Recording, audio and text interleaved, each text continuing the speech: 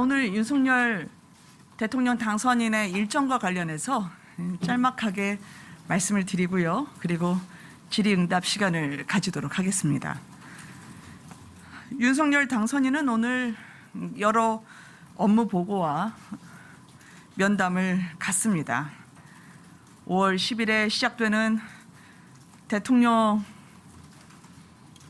국정 수행에 한치 빈틈이 없도록 비공개 일정과 면담을 이어갈 것입니다.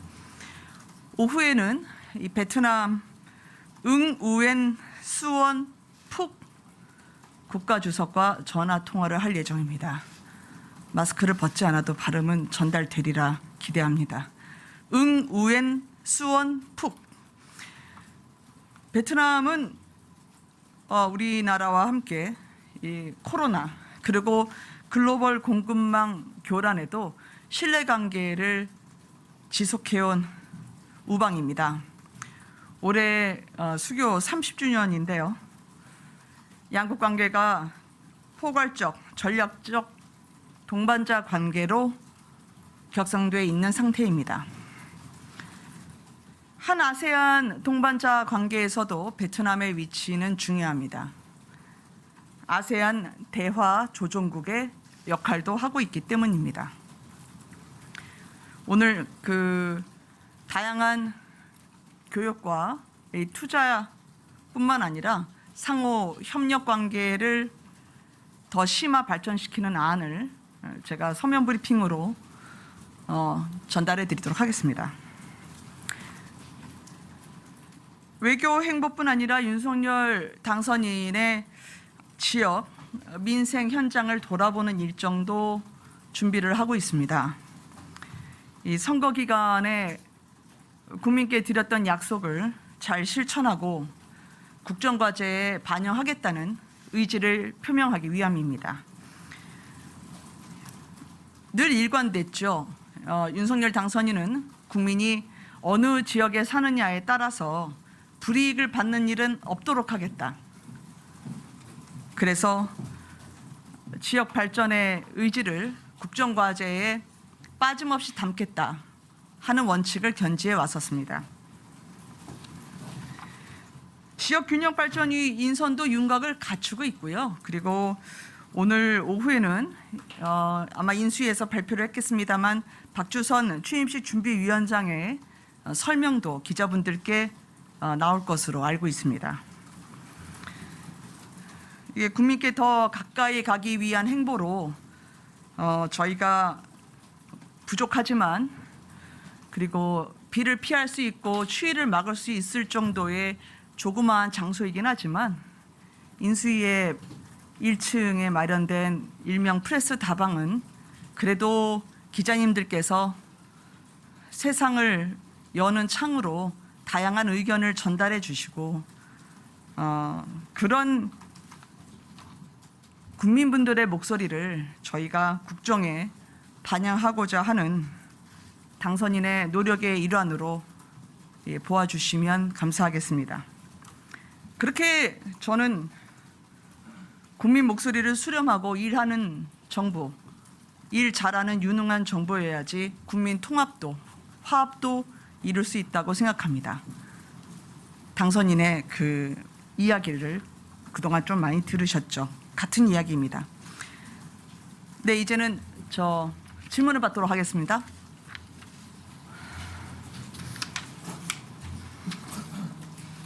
예, 마이크를 좀 갖다 주실 수 있으실까요? 목소리를 크게 하셔야 되나요, 오늘?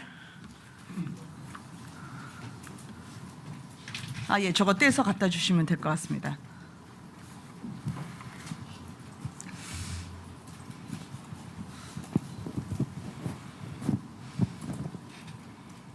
네. 아시아투데이 이육재 기자입니다. 네, 안녕하세요.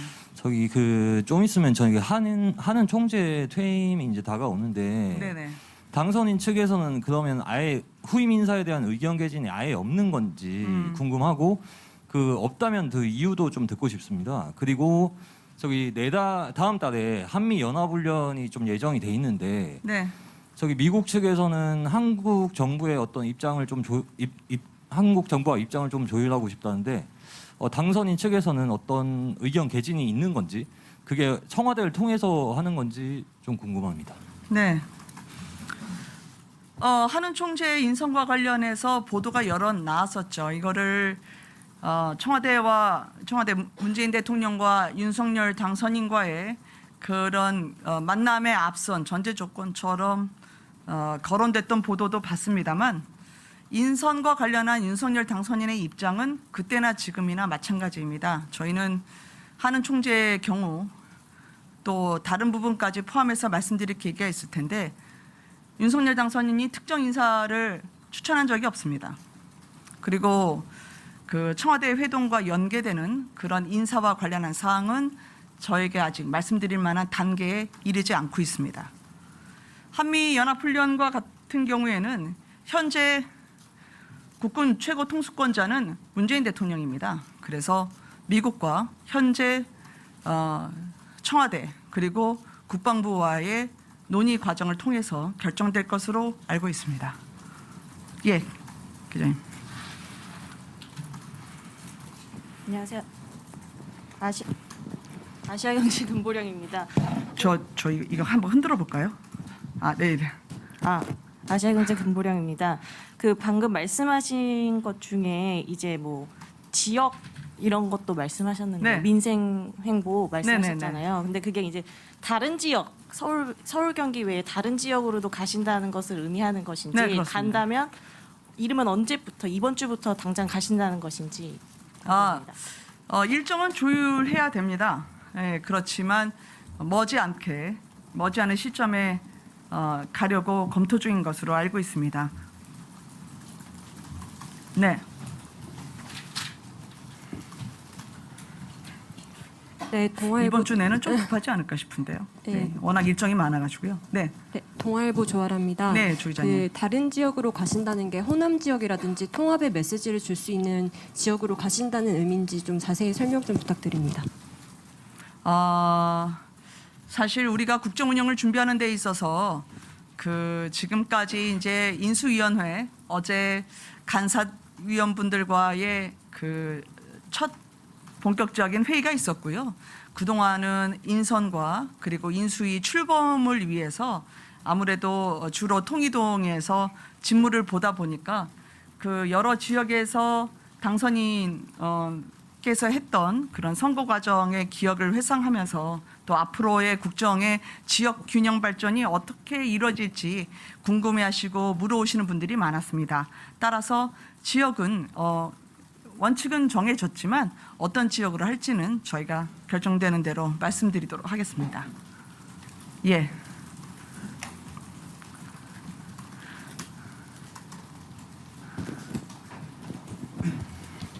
네.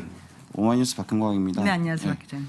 두 가지 여쭙게요. 네. 어제 인수위에서 당선인 공약을 국정과제로 채택할 것인가에 대해서 네네. 좀 열린 자세로 검토하겠다. 그러니까 어떻게 보면 좀 수정할 수도 있고 파기될 수도 있다라는 점을 시사했는데요. 이 점이 윤 당선인과 어떤 인수위 사이에 공감대가 형성돼서 한 말인 건지 그렇다면 네네. 이제 윤 당선인은 인수위에서 어떤 예를 들어서 대표적으로 여가부 폐지 같은 공약을 좀 백지화한다고 선언을 해도 받아들이실 생각이 있는 건지 좀 궁금하고요. 죄송합니다. 여가부 폐지를 백지화한다는 걸 네, 받아들인다는 게 무슨 말씀이시죠? 예, 그러니까 인수위에서 어떤 공약 관련해서 좀 국정과제로 채택하는 과정에서 어떤 수정이나 뭐 보완 파기할 수 있다라는 점을 시사했는데 그 점을 혹시 뭐 전적으로 받아들이신 뭐 의향이 있는 것인지 궁금하고요. 하나만 더 여쭤보면. 네네. 코로나 피해로 소상공인 자영업자 대출 관련해서 만기를 연장한다고 하셨는데 기한을 어느 정도로 좀 보고 계신 건지 좀 궁금합니다. 먼저 첫 번째부터 말씀을 드리면 윤석열 당선인이 안철수 인수위원장에게 코로나 위기 대응 TF의 장을 겸직하게 했던 것은 뜻이 있습니다. 그것은 그동안 국정 운영을 함께 운영하는 그런 동반자로서의 관계를 보여주기 위함입니다. 따라서 몇 개의 말과 몇 개의 대화로 서로 의견을 상호 조율한다거나 아니면 그 부분에 있어서 틈이 있다는 것은 제가 받아들이기 어렵고요. 그렇기 때문에 더더군다나 코로나의 3월에 돌아오는 만기 대출의 경우에도 물론 이달 초로 저는 알고 있습니다만 정부에서는 소프트 랜딩이 가능하다는 취지로 밝힌 것으로 알고 있습니다. 그러나 자영업자 소상공인의 지금의 어려운 삶, 즉 행정명령으로 인해서 국가의 따른 이유로, 그러니까 국가의 정책을 따라주고 협조한 이유로 막대한 재산권에 있어서의 침해를 받았을 경우에는 그것을 보상해주고 그리고 함께 일어설 수 있도록 손을 잡아주는 것이 정부의 역할이라고 생각합니다.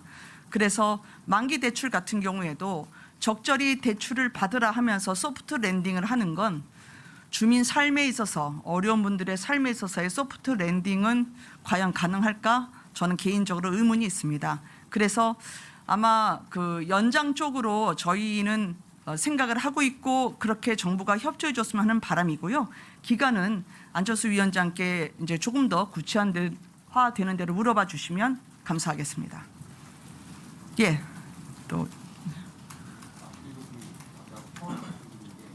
네, 그 아까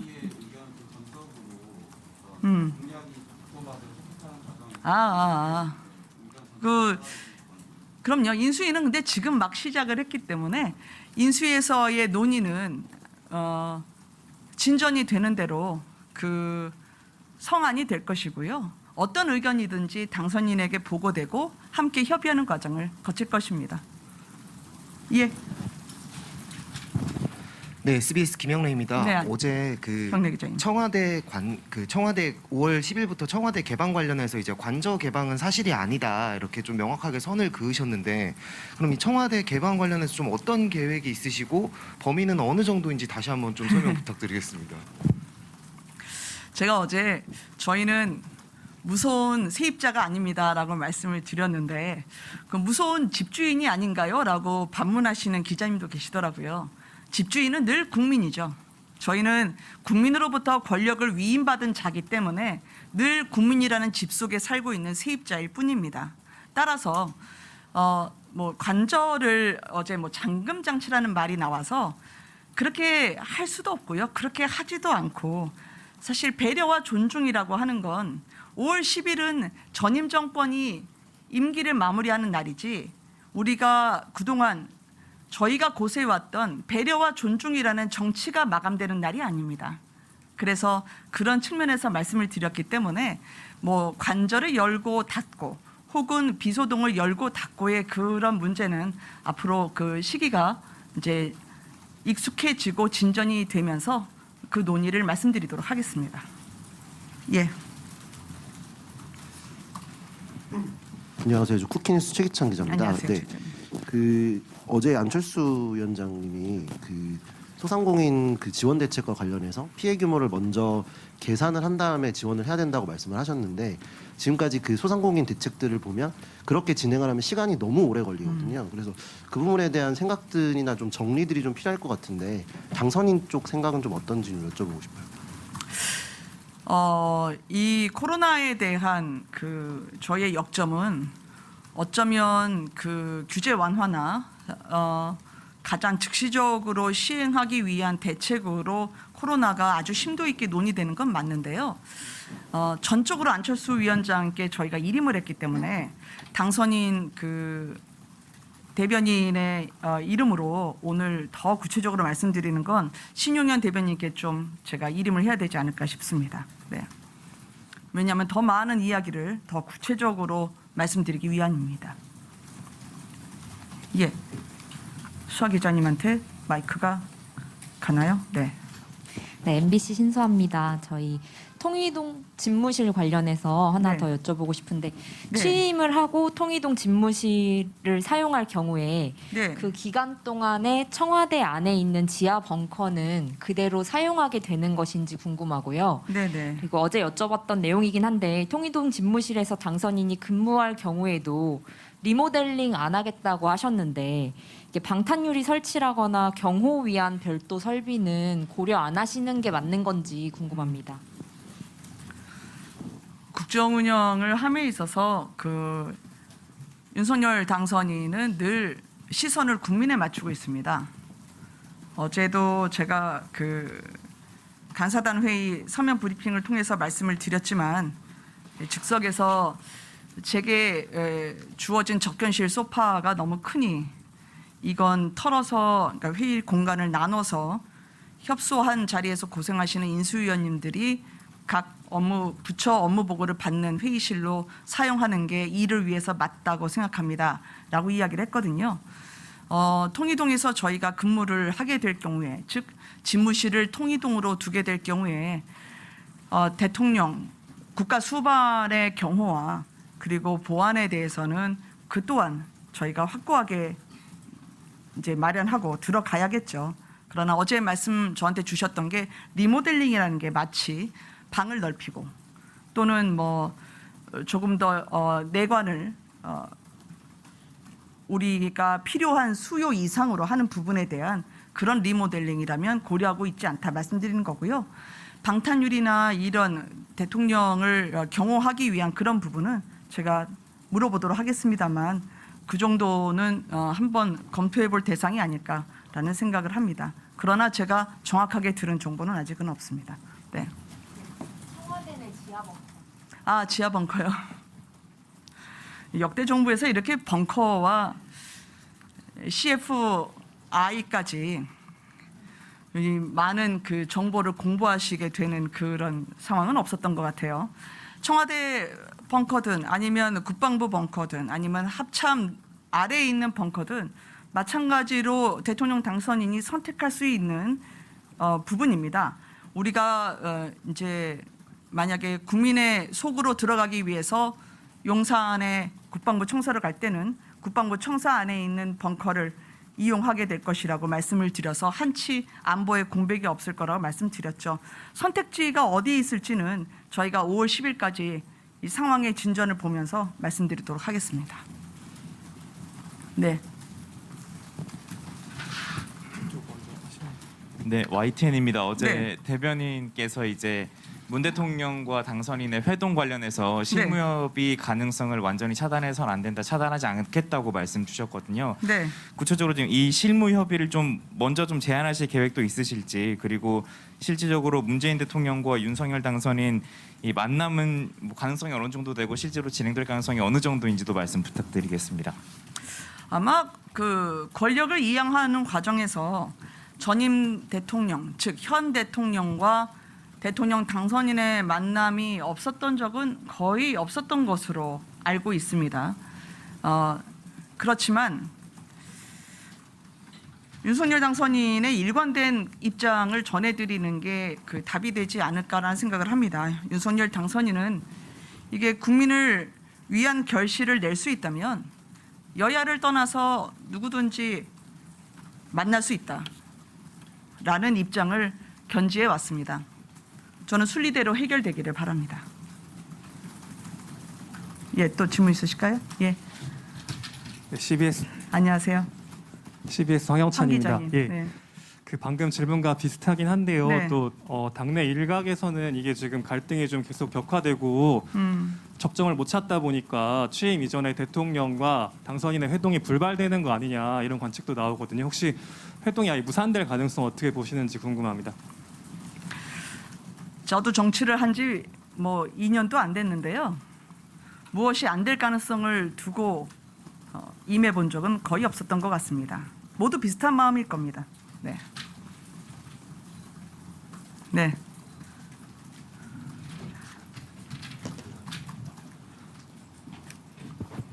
네, 경향신문 문광호 기자입니다. 네. 그 어제 서 국방부 장관이 네. 그 9.19 남북 군사합의에 대해서 좀 위반이 아니라고 좀 국방부 현안 보고에서 그렇게 말을 했는데 네. 거기에 대해서 물론 이제 서면 브리핑도 내주셨지만 좀 입장이 좀 어떻게 되시는지.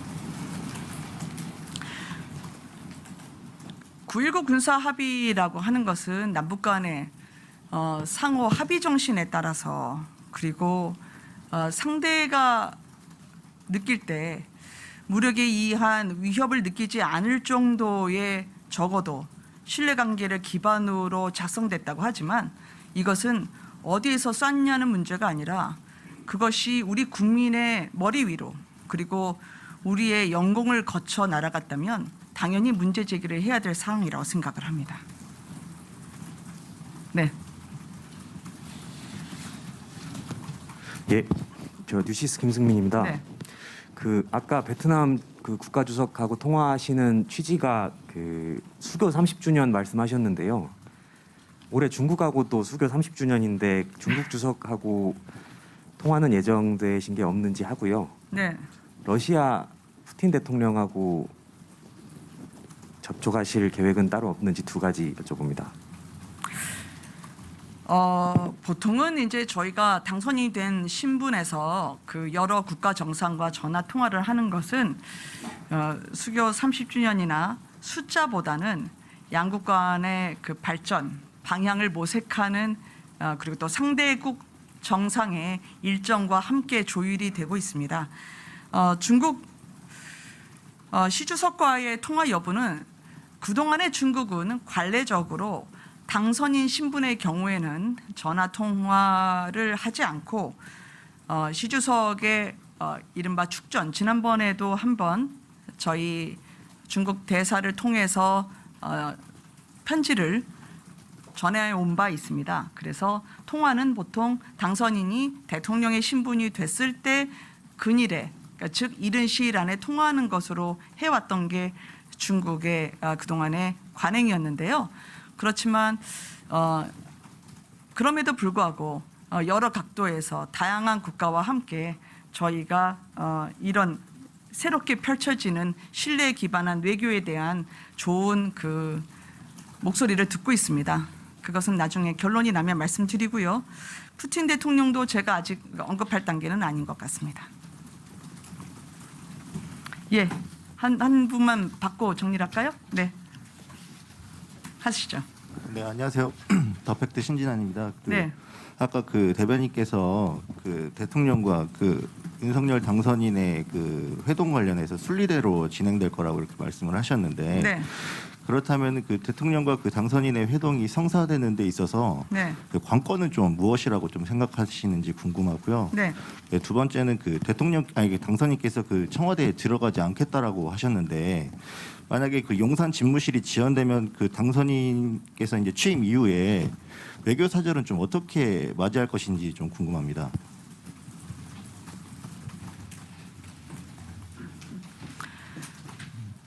문재인 대통령과 윤석열 당선인의 만남의 관건이 중요한 게 있죠. 국민입니다. 국민이 바라시는 것, 그리고 지금 코로나로, 그리고 내우외환이라 표현될 정도로 러시아의 우크라이나 침공, 그리고 치솟는 물가에 고통받는 국민들을 위한 그분들의 마음을 헤아리는 게 관건이라고 저는 생각하고요. 그다음에 취임 이후에 외교사절은 굳이 말씀하신다면 뭐 영빈관을 여쭤보시거나 그럴지 모르겠는데 그것은 신축적으로 선택의 폭이 그렇게 좁지 않을 거라고 생각을 합니다. 또 하나 뭐 질문하신 게 있지 않았었나요? 또 하나 질문하신 게 있지 않았나요? 청와대에 가지 않겠다라는 표현은 어디를 가고 어디를 가지 않는다라는 그런 이분법적인 논의보다는 저희가 만약에 국방부 청사로 들어가게 된다면 1층에 저희가 기자실을 마련한다고 말씀드린 바가 있습니다. 이게 미국의 웨스트 윙을 본다 하더라도 그곳의 기자실은 문을 열면 비소동으로 통하게 돼 있습니다. 물론 사전에 허가와 승인 절차가 있어야겠죠. 그리고 그 뒤에 영국도 총리 집무실을 보면 그것이 다우닝가에 있는데 바로 옆동이 기자실입니다. 그래서 존슨 총리도 출근길에 기자분들과 함께 자신의 집무실 바로 앞에서 대로에서 기자회견을 하는 모습을 심심치 않게 볼 수 있습니다. 그런 면에서 국민의 목소리를 듣는 그 행보는 나중에 국방부 총사에 혹시 들어가게 될 때 1층에서부터 윤석열 당선인 대통령으로서의 동선에 따라 이루어질 것이기 때문에 그런 국민과 함께하면서 또 참모들과 격의 없이 소통하면서 그리고 민간합동위원회처럼 전문가의 지혜를 모아서 비로소 정부가 완성될 수 있다. 그 표현을 하기 위함입니다. 감사합니다. 네. 마지막으로 하나만. 네. 드릴까 말까 했었는데요. 네. 오늘 병무청 업무 보고가 연기가 되고 방사청을 한다고 하는데 혹시 관련해서 들으신 거 있으신지 해서요. 다시 말씀해 주실 수 있나요? 오늘 인수위 네. 업무 보고 외교안보 분과가 봤는데 병무청이 연기되고 방사청을 한다고 하는데 그 이유에 대해서 혹시 아시는지? 열리지 않은 회의에 대해서 당선인 대변인이 말씀드릴 수 있는 건 많지 않을 것 같습니다. 그래서 국방부의 업무 보고와 관련해서도 그 인수위 대변인에게 여쭤봐 주시면 감사하겠습니다. 그리고 그 CFI와 관련해서도 그 문의를 해 주시면 언제든지 제가 말씀드리도록 하겠습니다. 고맙습니다.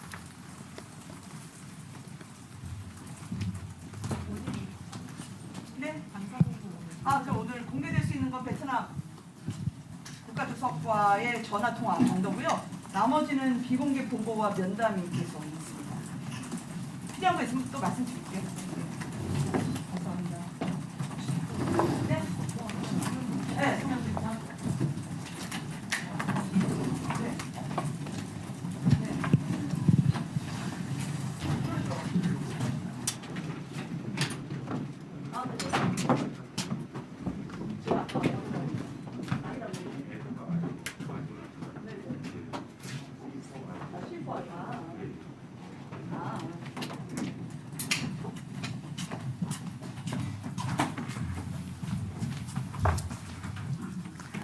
C4I가 CFI로 돼서 C4I로 제가 수정을 해서 말씀드리도록 하겠습니다. 너무 완벽하게 많이 알면 인간미가 없다고 이해해 주시면 감사하겠습니다. 고맙습니다.